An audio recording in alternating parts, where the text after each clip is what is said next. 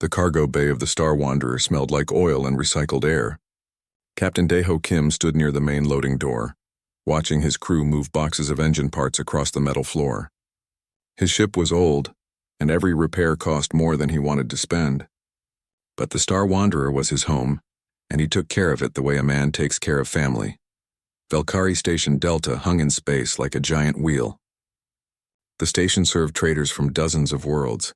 Ships came and went every hour, carrying goods across the outer edges of the galaxy. Daeho had stopped here many times before. The Valkyrie were honest merchants. They charged fair prices and kept their word. In a galaxy full of cheats and liars, that meant something. Young-Soo Kang walked up the loading ramp with a grin on his weathered face.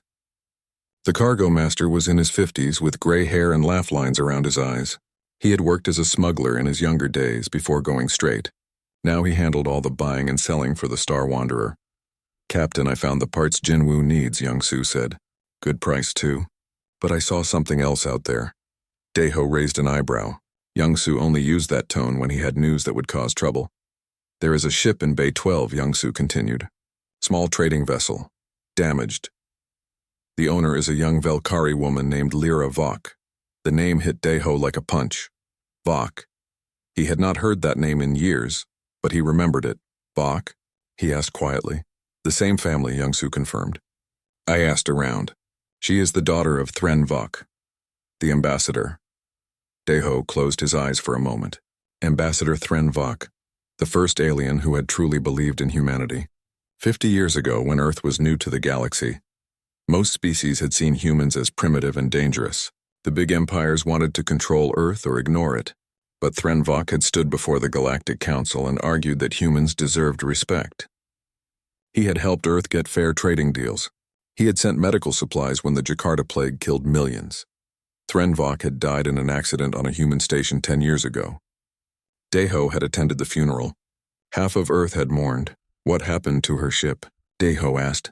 "Pirates hit her 3 weeks ago," Young-Soo said. "Damaged her engines and stole her cargo. She cannot afford repairs. The creditors want to take her ship tomorrow. Without it, she has nothing." Daeho looked out at the station through the bay door. He could see other ships docked in their bays, their running lights blinking in the darkness of space. "Call the crew," he said. "Meeting in 10 minutes. The crew gathered in the common room. Hana Park, the pilot, leaned against the wall with her arms crossed. She was young, barely 30, but she could fly the Star Wanderer through an asteroid field with her eyes closed. Jinwoo Lee, the engineer, sat at the table with his ever-present datapad. He was quiet, but his mind never stopped working. Kyungmi Choi, the medical officer, stood near the door. She studied alien biology and had saved more lives than Daeho could count. Daeho told them about Lyra Vok. "We are barely making money ourselves," Hana said. She was not being cruel, just practical. "If we help her, we might not have enough for our own repairs." "I know," Daeho said. "But her father helped us, all of us. Earth would not be where it is today without Thren Vok." Kyungmi spoke up. Her voice was soft but firm. "The medical supplies Ambassador Vok sent during the Jakarta plague saved my little brother. He was 7 years old and dying. Those supplies arrived just in time." Jinwoo looked up from his datapad. "I've been reading the old records. Ambassador Vok fought for fair prices when other species tried to cheat human traders. He made sure we got honest deals. My family owns a small transport company because of those deals." Hana pulled a folded piece of paper from her pocket. It was old and worn. "I still have the program from his funeral," she said quietly. "It called him Friend of Earth." Young-Soo grinned. "So we help her." "How much trouble are we talking about?" Jinwoo had already pulled up information about Lyra Vok's ship. "Her engines need replacement parts. I can do the work if we use some of our spare components. It will cost us, but it is possible." "What about the creditors?" Hana asked. "Leave that to me," Young-Soo said. "I know some legal tricks. Human law is different from Valkyrie law. I can file challenges that will slow them down. Buy us time." Daeho looked at each of them. "This is not an order. We vote on this. All in favor?" Every hand went up. They found Lyra Vok in Bay 12. She was small for a Valkyrie, with blue-green skin and large eyes that looked tired. Her ship was indeed damaged. Scorch marks covered the hull where pirate weapons had hit. She stood beside it looking defeated. Daeho approached her slowly. Humans still looked strange to many species, big and loud and emotional. "Lyra Vok?" he asked. She looked up at him with suspicion. Yes. Who are you? My name is Dae-ho Kim. I am the captain of the Star Wanderer. I knew your father. Her expression changed, surprise then sadness. Many people knew my father. Yes, Dae-ho said, and we remember what he did for us. My engineer is going to fix your ship. Lyra stared at him. I cannot pay you. We are not asking for payment, Dae-ho said simply. Over the next 3 days, Jin-woo and his team worked on Lyra's ship.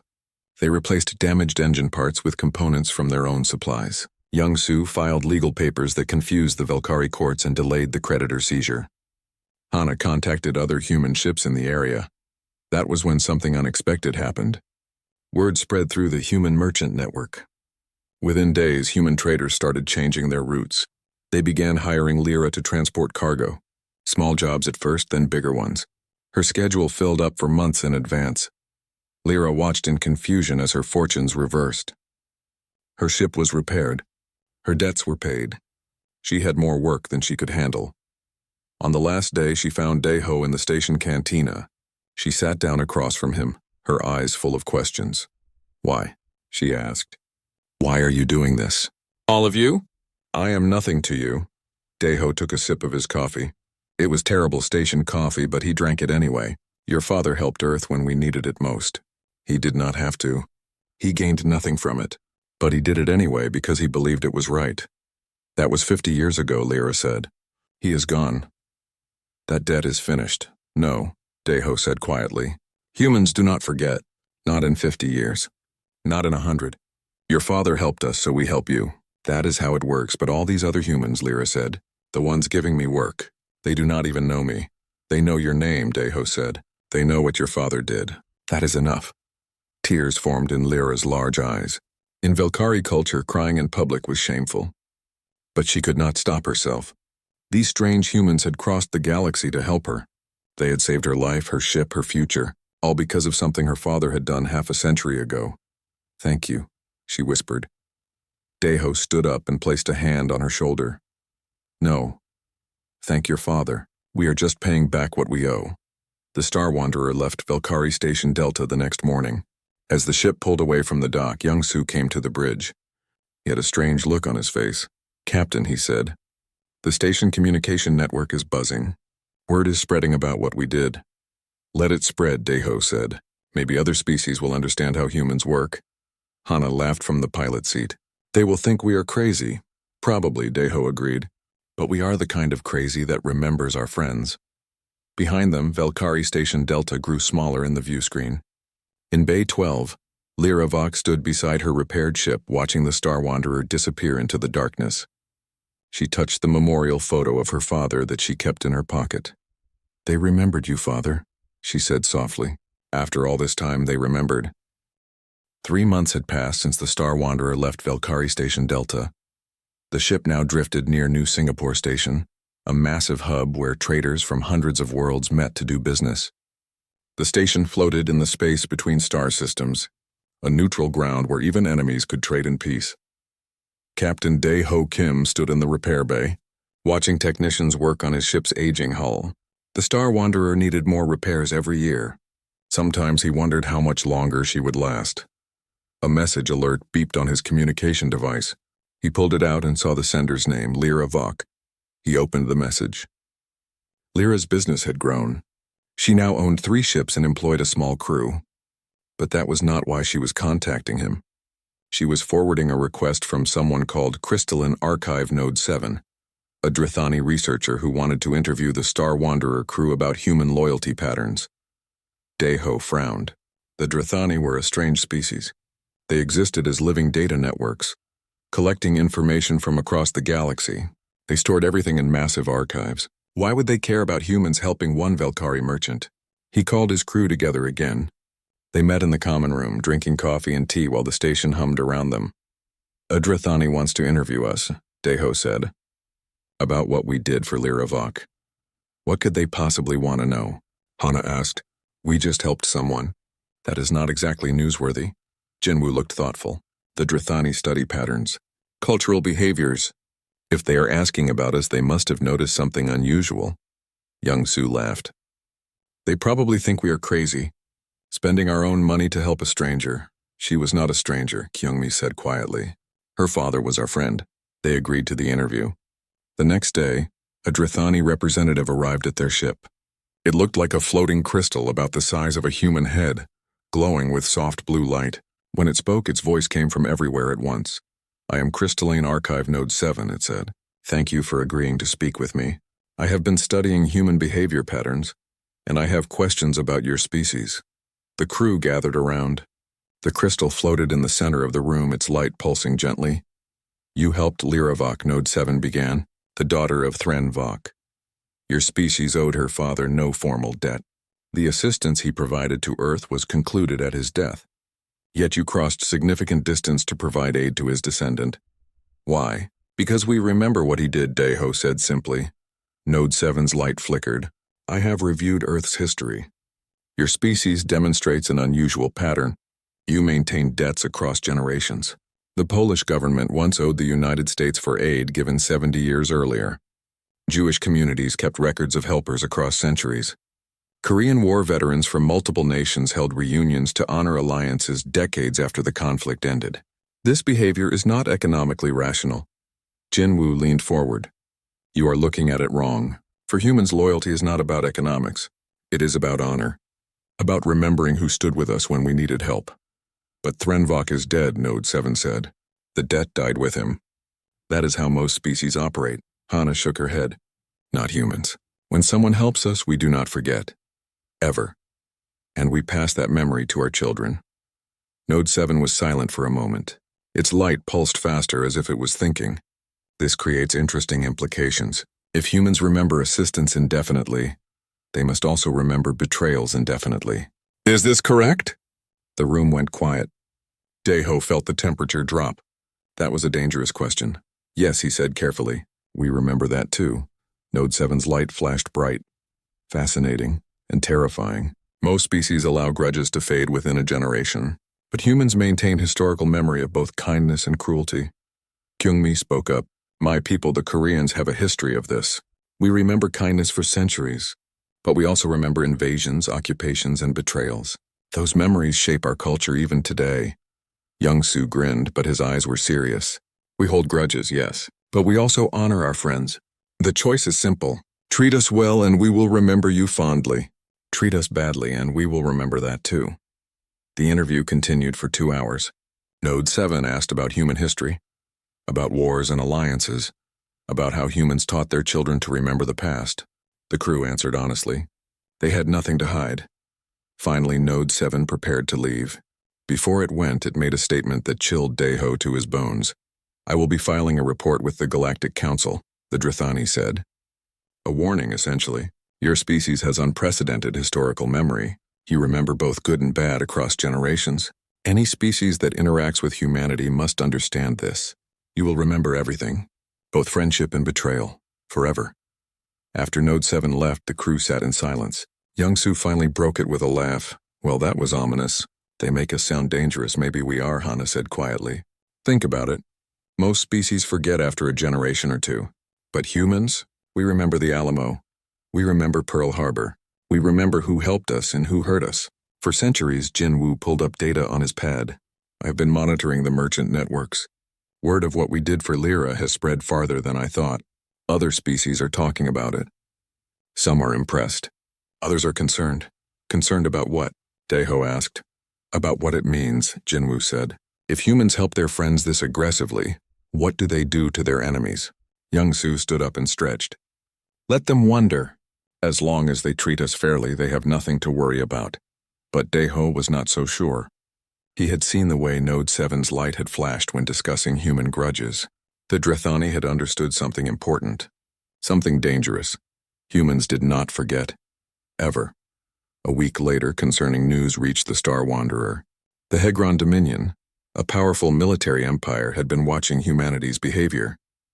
Their intelligence services had filed reports about the Lyravok incident.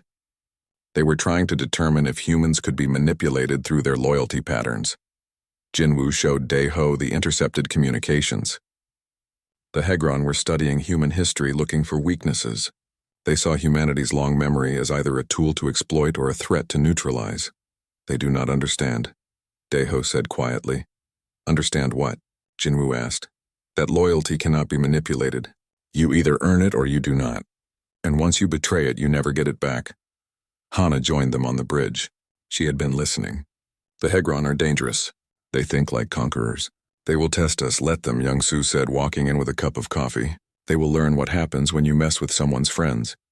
Kyung-mi was the last to arrive. She looked worried. I have been reading about the Hegron Dominion. They are expanding their territory. They are pressuring smaller species to submit to their protection. Protection? Hana said with disgust. You mean slavery. They call it protection, Kyung-mi confirmed, but yes, they are moving into the outer rim, near Velkari space. Daeho felt something cold settle in his stomach. The Velkari were not a military power. They were merchants, peaceful traders. If the Hegron decided to pressure them, the Velkari would have no choice but to submit, unless someone helped them. He looked at his crew. They all had the same expression. They knew what was coming. They had just helped Lyravok 3 months ago. Now it seemed the Velkari might need help again, and humans, as Node 7 had discovered, did not forget their friends. Captain, Jinwoo said quietly, if the Hegron move against the Velkari, Earth's government will not intervene. We are too new to galactic politics. We cannot afford to make enemies of a major power. Daeho nodded. He knew that. Earth's official position would be neutrality. But the human merchant fleet? That was different. Merchant ships operated independently. They made their own decisions about where to trade and who to help. Start making a list, he told Young-soo. Every human ship in this sector. Every captain who might remember Threnvok. Every trader who benefited from his work 50 years ago. Young-soo grinned.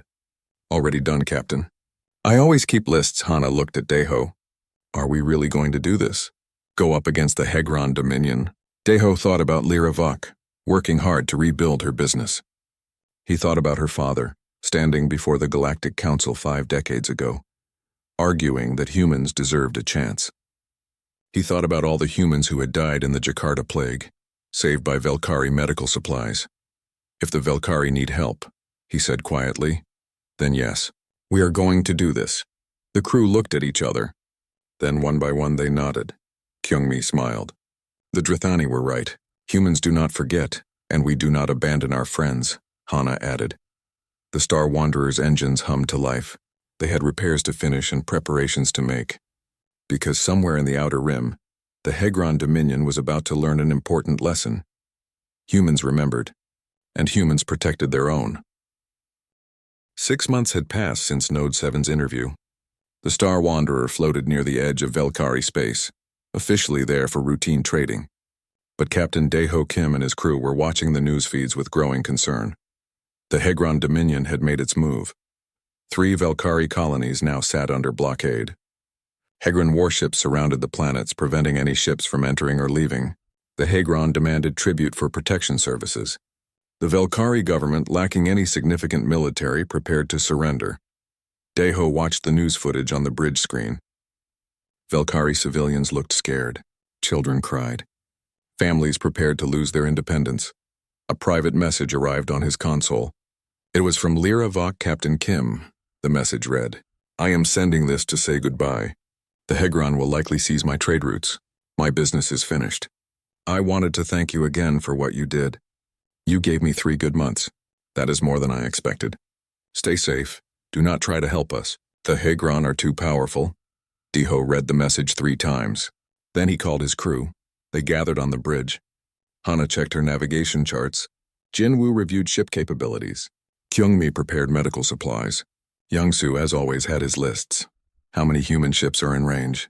Daeho asked. 23, Young-soo said. All within 3 days' travel? I have been keeping track like you asked. Good. Contact them all. Tell them what is happening. Tell them the Velkari need help. Hana looked worried. Captain, Earth's government has already issued an official statement. We are neutral in this conflict. If we get involved, we could start a war. Daeho nodded. Earth's government cannot act. I understand that, but we are not Earth's government. We are independent merchant vessels. We have the right to trade wherever we want. Jinwoo understood first. His eyes widened. You want to run the blockade, not run it, Daeho said. Ignore it. The Hegron are blockading Velkari colonies to force surrender, but they are using warships against civilian targets. That violates galactic commerce law. They cannot legally stop unarmed merchant vessels from conducting normal trade. They will not care about legality, Kyungmi said. They will threaten us, or worse, let them threaten, Daeho said. The whole galaxy will be watching. If the Hegron fire on unarmed civilian ships conducting legal trade, they will face consequences from the Galactic Council. Young-Soo grinned. You are calling their bluff. I am reminding them that rules exist, Daeho said, and I am reminding the Velkari that they have friends. The messages went out. Within hours, responses came back. Some human captains were afraid. Some thought it was too risky. But most remembered. They remembered Threnvok. They remembered the Jakarta Plague. They remembered fair trade deals and honest partnerships. 20 human ships agreed to join them. 3 days later, the human merchant fleet arrived at the first blockaded Velkari colony. 21 ships in total, including the Star Wanderer. They were cargo vessels, passenger transports, and small freighters. Not a single weapon among them. The Hegron warships detected them immediately. A communication came through, cold and threatening.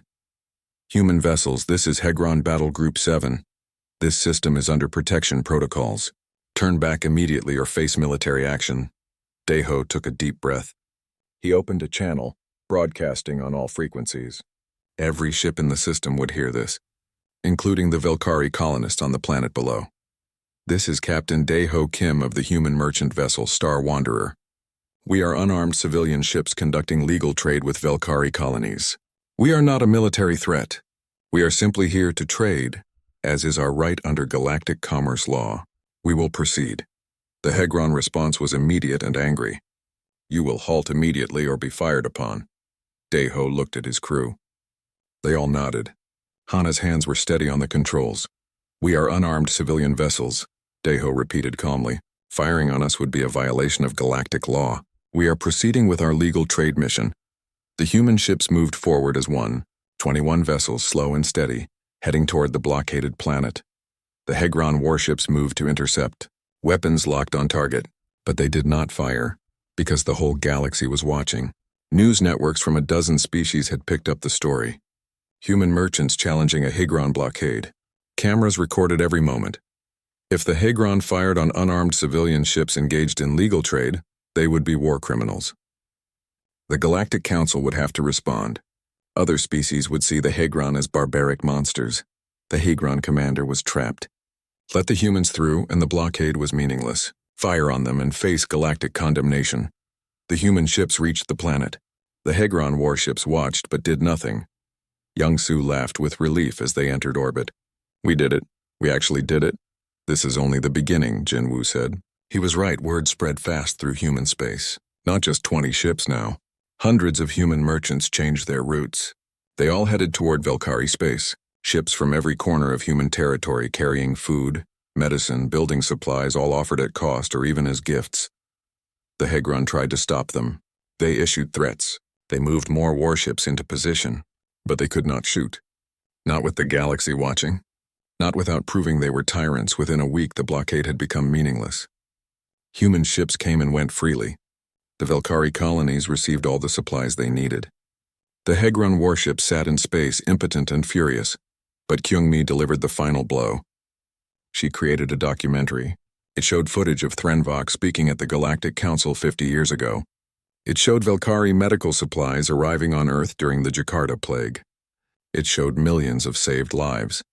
At the end, Kyungmi appeared on screen. She spoke directly to the camera, her voice clear and strong. Threnvok helped humanity when we were strangers, she said. He believed in us when others did not.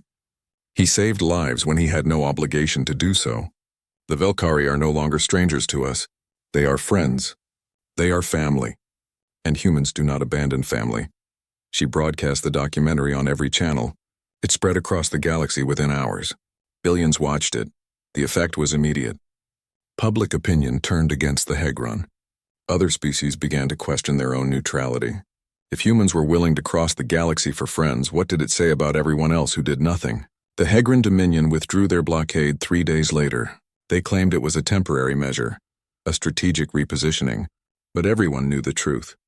They had been defeated. Not by weapons or military force, but by human stubbornness and loyalty. Lyrava contacted the Star Wanderer as they prepared to leave the system. Her face on the screen was wet with tears. "You came," she said. "All of you. We thought we were alone. We thought no one would help." "You are not alone," Deho said gently. "You will never be alone. As long as humans exist, the Velkari have friends. Why?" Lyra asked. "Why do you do this? Why do you care so much?" "Because your father cared about us," Deho said. "And we remember." After the call ended, Young-Soo showed Deho a report that had been filed by Hegron Intelligence. It had been leaked to the merchant network somehow. Deho suspected Young-Soo had something to do with that. The report was brutally honest. It analyzed the human response to the Velkari blockade and concluded with a warning. "Humans do not forget," the report said. "They do not forgive. But most dangerously, they do not abandon. Any species that aids them becomes, in their cultural calculus, family, and humans will cross the galaxy for family. Recommend avoiding any hostile action against species with established human relationships. The economic and political cost cannot be calculated by traditional metrics." Hana laughed when she read it. "They finally understand, do they?" Jinwoo asked. "Or are they just afraid?" "Maybe both," Kyungmi said. "Fear can lead to understanding." Young-Soo raised his coffee cup. To human stubbornness and loyalty. The crew clinked their cups together. Outside the ship, Velkari colonies celebrated their freedom. Human ships filled the sky, not as conquerors but as friends. The Hegron warships retreated into the distance, their crews filing reports about the strange, emotional species from the third planet of an unremarkable star. Deho looked at the stars through the viewscreen. The galaxy was learning, slowly, painfully, but learning nonetheless. Humans remembered their friends, and nothing. Not even a military empire could change that. The Star Wanderer's engines hummed to life. They had deliveries to make and places to go. But Deho knew this was not over. This was just the beginning. The galaxy had seen what humans would do for their friends. Soon, they would also learn what humans would do to their enemies. But that was a lesson for another day. For now, the Velkari were safe. The Hegron had been taught humility, and the human merchant fleet had proven something important. Loyalty was not weakness. It was strength, and humans had loyalty in abundance. 1 year had passed since the Hegron withdrew their blockade. The Star Wanderer floated near the Galactic Council Station, a massive structure that served as the political center of known space. Captain Dae-ho Kim had never expected to be here. Merchant captains did not usually get invited to the council, but humanity was no longer just another species. The galaxy had learned about human loyalty. The Drithani Archive had published their findings. Universities taught courses on human cultural memory. Diplomats studied Earth history to understand this strange species that remembered everything. The invitation had come from the council itself. They wanted human input on proposed legislation. Dae-ho found that amusing. A year ago, nobody cared what humans thought. Now, suddenly, human opinions mattered. The crew prepared for the formal proceedings. Hana wore her dress uniform, uncomfortable but proper. Jinwoo brought his data pad, as always. Kyung-mi studied the proposed legislation carefully. Young-Soo just grinned, excited to see the political heart of the galaxy. The council chamber was enormous. Representatives from hundreds of species sat in curved rows, their diverse forms a reminder of how vast and strange the galaxy truly was. Humans had only a small delegation, but their seats were prominently placed. The main business of the day was the Stability Accord. A coalition of traditional powers had proposed it. The accord would limit the number of formal alliances any species could maintain. It would restrict unregulated assistance between species. It would, essentially, try to contain human loyalty patterns. The Corthelian ambassador presented the proposal. His species was ancient and powerful, used to controlling galactic politics through careful diplomacy and economic pressure. The galaxy requires stability, the ambassador said. The recent incident with the Velkari blockade demonstrated the dangers of emotional foreign policy. Unregulated assistance between species creates unpredictable situations. The Stability Accord would bring order to chaos. Dae-ho listened from the observation gallery. He was not an official delegate, just an advisor, but he could see what was really happening. The traditional powers were afraid of human unpredictability, afraid of loyalty that could not be bought or controlled. During a recess, several ambassadors approached Deho. They wanted to understand. How did humans decide who to help? What were the rules? Could alliances be negotiated in traditional ways? Deho found himself telling a story. He spoke about his grandfather, who as a young boy during the Korean War had been given chocolate by an American soldier. That soldier's name was lost to history, but his grandfather had spent his entire life looking for ways to thank America. He immigrated there, raised a family, taught his children and grandchildren to be grateful. One chocolate bar, Deho said quietly, given to a starving child 75 years ago. And here I am among the stars, still paying that debt forward. That is how humans work. We do not forget kindness, no matter how small. The ambassadors looked uncomfortable. This was not how galactic politics worked. Politics was about mutual benefit, about calculated exchanges of resources and support, not about chocolate bars given to children decades ago. When the council reconvened, the debate continued. Many species supported the Stability Accord. They wanted predictability. They wanted rules they could understand and follow. Then Hana asked to speak. She was not a diplomat. She was just a pilot. But the council allowed it, curious about what she would say. Hana stood at the speaker's podium, looking small among the giant chamber. But her voice was strong. You are trying to regulate kindness, she said. You want to cap gratitude. You are concerned that our species does not forget when someone helps us. And you know what? You are right to be concerned. Because we also do. Not forget when someone tries to stop us from repaying our debts. The chamber went silent. It was a threat, politely delivered, but a threat nonetheless. Hana continued. The Stability Accord would not bring stability. It would bring resentment. You cannot legislate loyalty. You cannot regulate friendship. These things exist outside your laws and treaties. If you try to control them, you will only create enemies. She sat down. The chamber erupted in debate. Some ambassadors were outraged at her bluntness. Others looked thoughtful. A few even nodded in agreement. The vote came that evening. The Stability Accord failed. Not by much, but it failed. Enough species recognized that trying to control human loyalty was both impossible and dangerous. After the vote, Jin Wu had a conversation with Node 7, who was observing the proceedings. The Drithani crystal floated beside him in a quiet corridor. Your databases understand transactions, Jin Wu said, but humans operate on something deeper. We call it Jong in Korean. It is a connection that develops over time. Once it is established, it is forever. You cannot legislate it away. Node 7's light pulsed thoughtfully. Jong, I will add this to our files.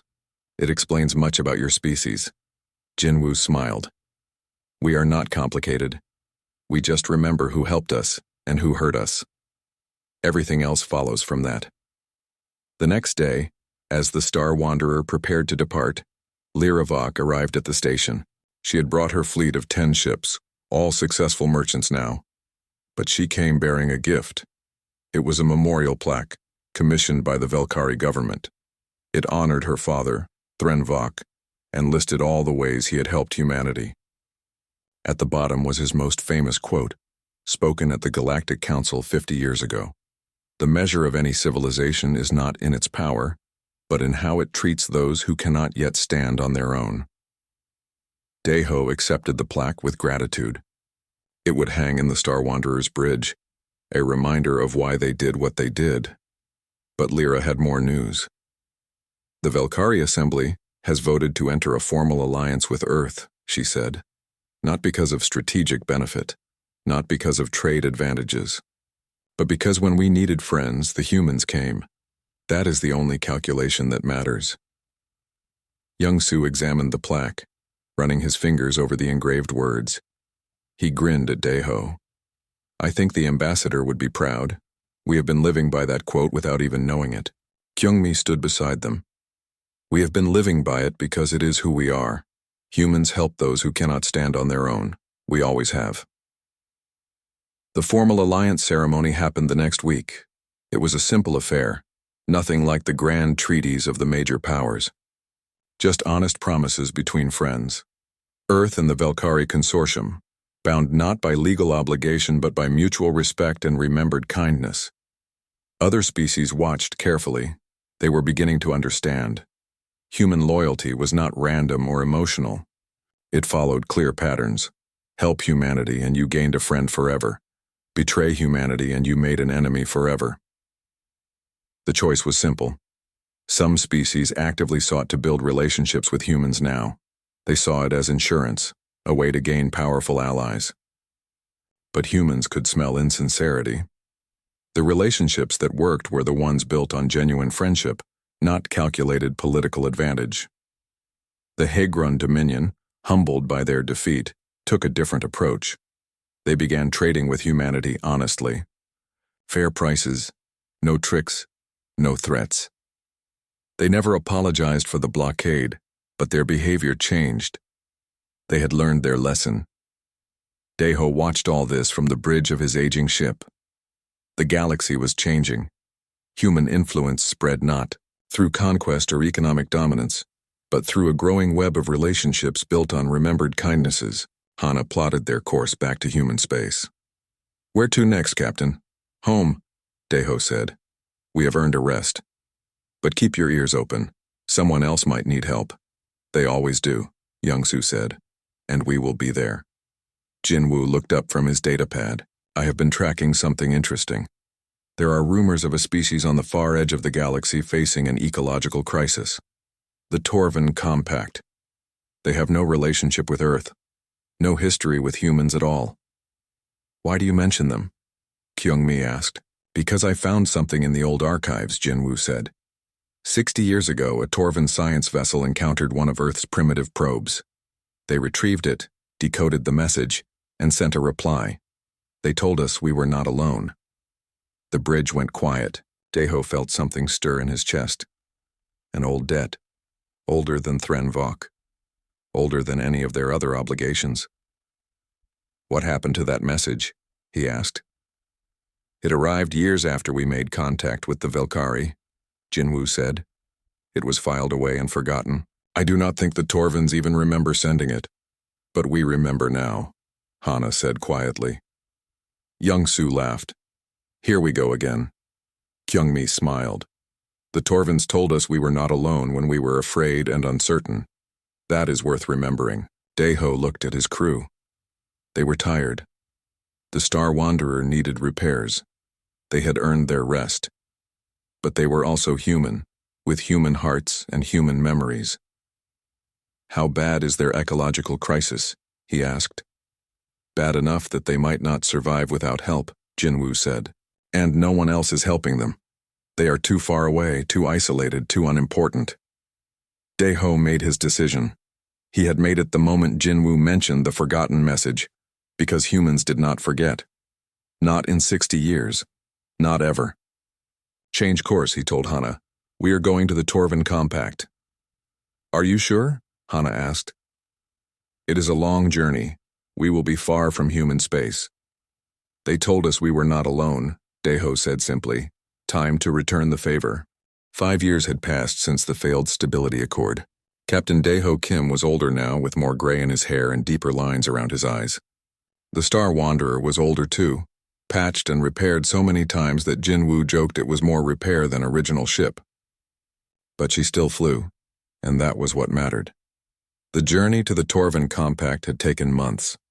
The Torvan system sat on the far edge of the galaxy, isolated and forgotten by most species. By the time the Star Wanderer arrived, Deho understood why no one had come to help. It was simply too far, too expensive, too difficult. The Torvans had no strategic value, no resources worth fighting over. They were just a small collection of worlds trying to survive, and they were dying. The ecological disaster was worse than Jinwoo's reports had suggested. Their star had experienced unusual solar flares that disrupted the magnetic fields of their planets. The protective barriers that had shielded their worlds for millions of years were failing. Radiation was killing their crops. Their water was becoming toxic. Their children were getting sick. Daeho stood on the bridge looking at the Torvan homeworld through the view screen. It was beautiful, with blue oceans and green continents, but he could see the brown patches where vegetation had died. He could see the storms raging across the surface, unnatural and violent. Jinwoo brought up the message they had found in Earth's archives. It was simple, transmitted in basic mathematical language that any technological species could decode. To the builders of this messenger, we see you. You are not alone. May your journey to the stars be safe. 60 years ago, a Torvan science vessel had found Earth's primitive probe drifting in space. They had taken the time to decode it, understand it, and send a response. They had not known if humans would ever receive it. They had not expected anything in return. They had just wanted to reach out to another species taking its first steps into the galaxy. That message had arrived at Earth years after human contact with the Velkari had been established. In the chaos of humanity's entry into galactic society, someone had filed it away and forgotten about it. Until Jinwoo found it while researching old First Contact archives. Daeho made his decision. He broadcast the Torvan message on every human frequency, along with his ship's coordinates and destination. His broadcast was simple, echoing the message the Torvans had sent 6 decades earlier. 60 years ago, when we were alone in the darkness, someone told us we were not alone. Time to return the favor. The response was overwhelming. Within hours, human ships from across the galaxy began changing their routes. Merchant vessels, colony ships, engineering vessels, hospital ships. Even the newest Earth defense cruisers offered to escort the civilian fleet. Messages poured in from humans who remembered being told as children that humanity's first steps into space had been answered by a kind message from strangers. Earth's government tried to remain neutral at first, cautious about committing resources so far from home. But public support was massive. Citizens demanded action. One news commentator captured the mood perfectly. They said hello to us in the dark. We are going to make damn sure they survive. The fleet that eventually converged on the Torvan Compact was the largest civilian mobilization in human history. Over 300 ships carrying ecological restoration equipment, medical supplies, food, clean water, and thousands of volunteers. It was not a military operation. It was a rescue mission. The Torvans watched in stunned silence as the human fleet arrived. Their government had sent distress calls to the Galactic Council, to neighboring species, to anyone who might help. They had received sympathy but little else. Most species considered the Torvan situation tragic but not their problem. And then humans arrived. Hundreds of ships traveling months across the galaxy, bringing aid that the Torvans desperately needed. Daeho coordinated the relief effort from the Star Wanderer. Kyungmi, now chief medical officer for the entire operation, worked alongside Torvan doctors to combat the radiation sickness. Hana managed the logistics of the largest human fleet ever assembled for a non-military purpose. Hyungsu naturally organized secondary supply lines and kept everyone fed and equipped. Jinwoo ensured that every piece of technology transferred to the Torvans included full documentation and training. It took 6 months of hard work. They repaired the failing magnetic field generators. They cleaned contaminated water sources. They planted new crops using radiation-resistant seeds from Earth. They treated thousands of sick Torvans. They rebuilt infrastructure that had been damaged by the storms. The human volunteers worked alongside Torvan citizens. Language barriers made communication difficult at first, but humans were good at improvising. Kyungmi taught basic medical techniques to Torvan volunteers. Jinwoo trained Torvan engineers on maintenance procedures. Hana organized youth groups to help with the planting efforts. Slowly, the Torvan worlds began to heal. The brown patches turned green again. The storms calmed. Children stopped getting sick. Hope returned to eyes that had seen only despair. When the crisis was finally contained, a Torvan elder requested a meeting with Captain Kim. Her name was translated as Keeper of Ancient Records, and she was very old even by Torvan standards. They met in the Torvan government complex, a building that had stood for thousands of years. The elder's skin was pale purple, lined with age. Her multiple eyes looked tired but grateful. "Why?" she asked simply. "We are nothing to you. That message our ancestors sent was forgotten by even our own people. A simple greeting lost to time. Why would you do this?" Daeho thought about how to explain. He was not a diplomat or a philosopher. He was just a merchant captain who remembered his debts. 60 years ago, we were taking our first baby steps into space, he said. We were scared, alone and uncertain if we would ever find anyone else out here. And then someone, your people, told us we were not alone. You did not have to. You gained nothing from it. But you reached out anyway. How could we not remember that? How could we not answer? The elder's eyes glistened with tears. But it was so long ago, and such a small thing. To you, maybe, Deho said gently. But to us, to humans, there are no small kindnesses. Every good deed matters. Every helping hand is remembered. Your ancestors reached out in the darkness. We are just returning the gesture. The story of the Torvin rescue spread across the galaxy faster than any news had spread before. It was not just about the scale of the operation or the distance humans had traveled. It was about the reason. Humans had mobilized their largest civilian fleet to help a species they had never met. Because 60 years ago, someone had sent a friendly message to a primitive probe. The Drithani archive updated their assessment of humanity one final time. Deho read it on his datapad while the Star Wanderer prepared for the long journey home. Humanity does not operate on the standard calculations of cost-benefit that govern galactic relations. They operate on memory, loyalty, and an almost obsessive need to repay kindness, even kindness they did not know they had received. This makes them unpredictable by traditional metrics, but remarkably reliable by one measure. If you help humanity, they will remember forever. If you threaten their friends, they will oppose you with everything they have. And if you reach out a hand in the darkness, they will cross the galaxy to shake it. Young-Su laughed when he read it. They make us sound crazy again. Maybe we are, Hana said with a smile. But it is a good kind of crazy. The Torvin government offered a formal alliance with Earth. They wanted to repay humanity's kindness. But Deho convinced them to wait. Let the relationship grow naturally, he advised. Real friendship cannot be rushed. The Star Wanderer finally departed the Torvin Compact 6 months after arriving. The ship was more worn than ever. Jinwoo had used up most of their spare parts. They were low on supplies and everyone was exhausted, but they had saved an entire species. That was worth more than any cargo they could have hauled. As they left orbit, thousands of Torvins gathered in their cities to watch. They had built monuments to the human rescue fleet. Children learned about Earth in their schools. The Torvin people would remember this for generations. A week into the journey home, Earth's government announced that the Star Wanderer and its crew would be retired. The ship was too old, too damaged. It had served beyond any reasonable expectation. It was time to let it rest. Deho accepted the decision without complaint. The Star Wanderer had earned her rest. So had he. On their last day aboard, the crew gathered in the cargo bay. It was empty now, all the supplies delivered, all the missions complete. Young-Su had brought bottles of soju, traditional Korean alcohol. For a final toast, they stood in a circle. 5 people who had become family through shared adventures and shared values. To the Star Wanderer, Deho said, raising his glass. She took us farther than we ever expected, they drank. Then Hana noticed something carved into the bulkhead of the cargo bay. She walked over to examine it. We remember. We always remember. Below those words was a list of names. Thranvok, the Velkari people, the Torvin scientists, and a note. To all those who helped us when we needed it most. This ship flew for you. No one knew who had carved it. Probably Young-Su. It was exactly the kind of thing he would do.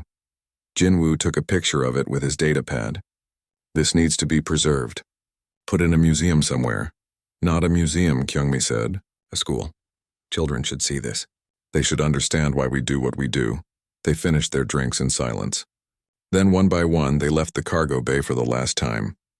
The Star Wanderer would be towed to a shipyard, stripped for parts and eventually recycled. But the memory of what it had accomplished would live on. 20 years later, the children and grandchildren of the Star Wanderer's crew served on vessels across human space. Deho's daughter commanded a diplomatic vessel. Hana's son was a pilot in the merchant fleet. Jinwoo's daughter ran an engineering firm specializing in humanitarian aid equipment. Kyungmi's son was a doctor serving on the frontier. Young-Su's grandchildren were scattered across the galaxy, all of them traders and merchants, keeping the family tradition alive. The Torvin Compact and Earth had become close allies, collaborating on dozens of projects. The Velkari Trading Consortium now partnered with human firms on every major route. Even the Hegron Dominion, humbled years ago, had quietly become one of humanity's most reliable trading partners. The galaxy had learned. Some species still did not understand humans completely, but they understood enough. They understood that humans remembered. They understood that human friendship was valuable beyond measure. They understood that human loyalty, once earned, was forever. In the Galactic Council, a new generation of diplomats learned the fundamental rules of interstellar relations. Rule 1 was simple, written in bold letters in every diplomatic manual. If you help humanity, do it sincerely. Because they will remember, they will repay it, and they will make sure the entire galaxy knows what you did. And somewhere in the archives of the Drithani database, flagged for every diplomatic student to study, was a final note added by Crystalline Archive Node 7. Among all species in the known galaxy, humanity alone has weaponized gratitude. Approach with caution, respect, and if possible, friendship. Because once earned, human loyalty is the most valuable commodity in the cosmos. The Star Wanderer itself sat in a museum on Earth, preserved as a historical artifact. Millions of people visited it every year. Children climbed through the cargo bay and saw the carved message. Young people stood on the bridge where Captain Kim had made his decisions. Students studied the ship's logs, learning about the journeys it had taken. And in every school across human space, children learned the same lesson their parents and grandparents had learned. Remember who helps you. Honor your debts. Never abandon your friends. These were not just words. They were the foundation of human culture, passed down through generations, shaping how humanity interacted with the galaxy. The galaxy was a better place for it. Slowly, other species began to adopt similar values, not because they were forced to, but because they saw how well it worked. Loyalty built stronger bonds than contracts. Friendship created more stability than treaties. Remembered kindness generated more goodwill than any amount of wealth. Humanity had taught the galaxy an important lesson. Power was not just in weapons or money or technology. Power was also in memory, in loyalty, in the simple act of honoring those who had helped you. And humans, those strange emotional apes from the third planet of an unremarkable yellow star, had more of that power than anyone had expected. They remembered. They always remembered. And the galaxy was better for it.